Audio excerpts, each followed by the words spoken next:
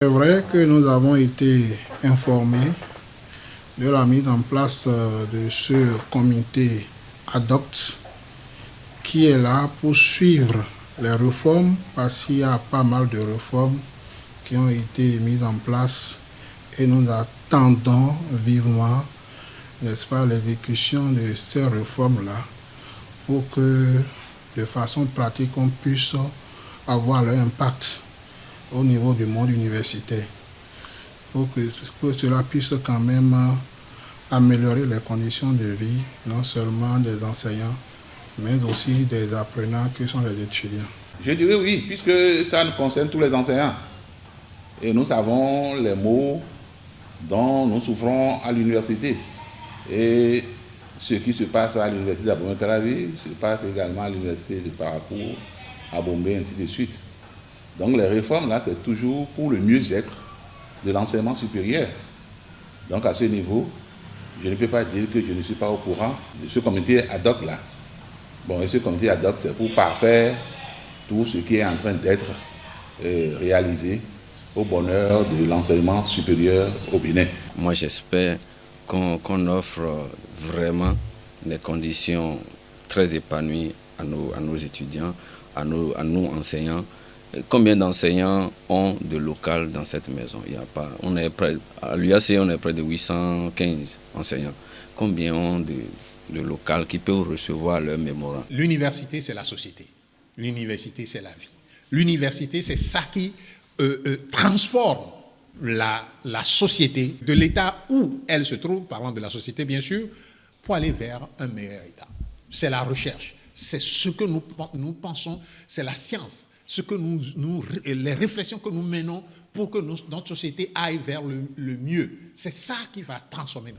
Mais dites-moi, de toutes les réformes que vous avez attendues juste ici, combien vous avez entendu qu'on va investir dans la recherche désormais à l'université? Combien vous avez entendu dire que les recherches à l'université, même en l'état actuel, il y a des enseignants qui se battent, qui se démerdent pour produire de la recherche? Combien vous avez entendu qu'on utilise ces recherches-là pour développer notre société? C'est de ça qu'il s'agit. Au niveau des enseignants, surtout, nous attendons des améliorations de nos conditions de vie.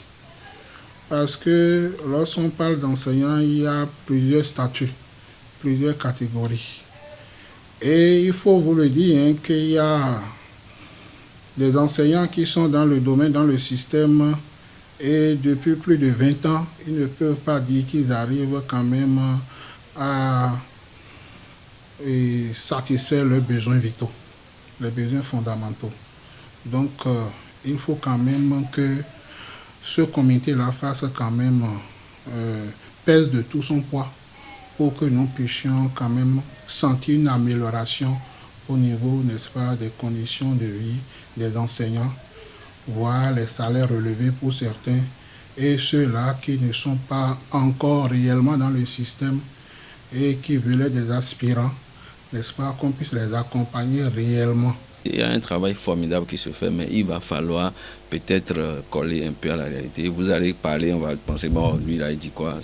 On est dans un pays où peut-être chacun veut s'abriter et ne veut pas dire la vérité, alors que parfois, il faut cette vérité à ses chefs pour qu'ils savent ce qui peut leur permettre de bien faire ou bien de faire quelque chose de petites choses et qu'un grand nombre va apprécier. C'est de ça qu'il s'agit. Il faudrait que le comité ad hoc ne fasse pas d'erreur.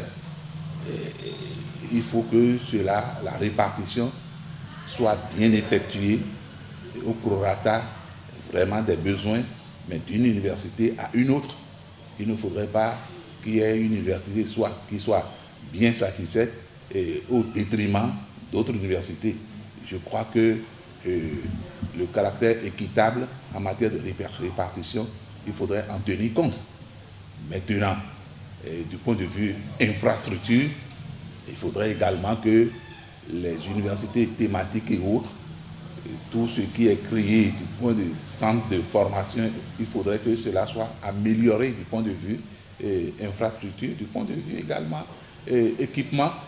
Et là également, ça pourrait nous aider à aller très loin en ce qui concerne l'amélioration de notre système éducatif. D'ailleurs, la preuve, tout récemment, on a parlé de notre position par rapport à tout cela, en ce qui concerne les universités africaines et consorts.